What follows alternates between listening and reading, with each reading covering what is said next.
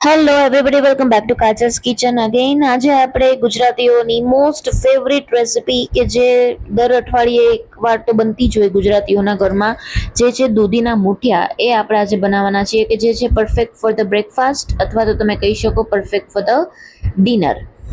હવે એના માટે મેં અહીં ચણાનો અને ઘઉંનો બંને મિક્સ મેં લોટ લીધેલા છે. તમે ધારો તો એકલા ઘઉંનો લોટ પણ લઈ શકો, અથવા તો ચણાનો, ઘઉંનો અને થોડો બાજરાનો કે એવી રીતના તમે કોઈ મિક્સ ફ્લોર વાપરતા હો, મતલબ લોટ તમે વાપરતા હો તો તમે મલ્ટીગ્રેન પણ લઈ શકો છો. હવે એમાં હું ખમણેલી દૂધી, આપણા બેઝિક સૂકા મસાલા જેમ કે હળદર, મીઠું, ધાણા જીરું, મરચું, ગરમ મસાલો બધું નાખી દઈશ. પ્લસ આદુ, મરચાં, લસણ હું નાખી દઈશ ચોપ કરીને. તમે સ્કીપ પણ કરી શકો છો ન ભાવે તો, પરંતુ મને ભાવે છે. ચાહે દાળ હોય કે કોઈ પણ સ્ટફ પરાઠા હોય કે કોઈ પણ વસ્તુ હોય, એમાં હું મોસ્ટલી આદુ, લસણ અને મરચાંની પેસ્ટ નાખું જ છું, અથવા તો ઝીણા સમારીને.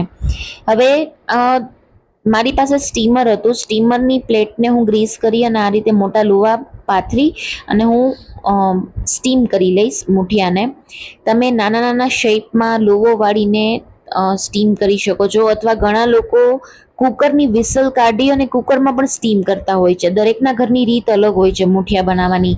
તો આ રીતે મેં લુવાને સ્ટીમ કરી લીધા. પ્લસ સ્ટીમ થઈ ગયા બાદ હું એને નાના પીસમાં કટ કરી લઈશ. હવે વઘાર માટે હું એક લોયામાં તેલ લઈશ. તેલમાં ગરમ થાય એટલે રાઈ, જીરું અને હિંગ પ્લસ લીમડો, તલ છે અને પ્લસ આપણા સ્ટીમ કરેલા મૂઠિયા છે, આ બધું જ હું ઉમેરી દઈશ વારાફરતી. અને last but not the least, slightly સ્વાદ માટે ખાંડ ઉમેરીશ. અને જો તમે ખાંડ ન ખાતા હો તો તમે સ્કીપ પણ કરી શકો છો. પરંતુ જે કહીએ ને કે ગુજરાતી ફૂડ થોડુંક ખટમીઠું અને તીખું હોય, એટલા માટે મેં અહીં ખાંડ ઉમેરેલી હતી. હવે પ્રોપર આ રીતે શેકી, પ્રોપર વઘાર આપી અને મૂઠિયાને આપણે પ્રોપર મિક્સ કરી લઈશું.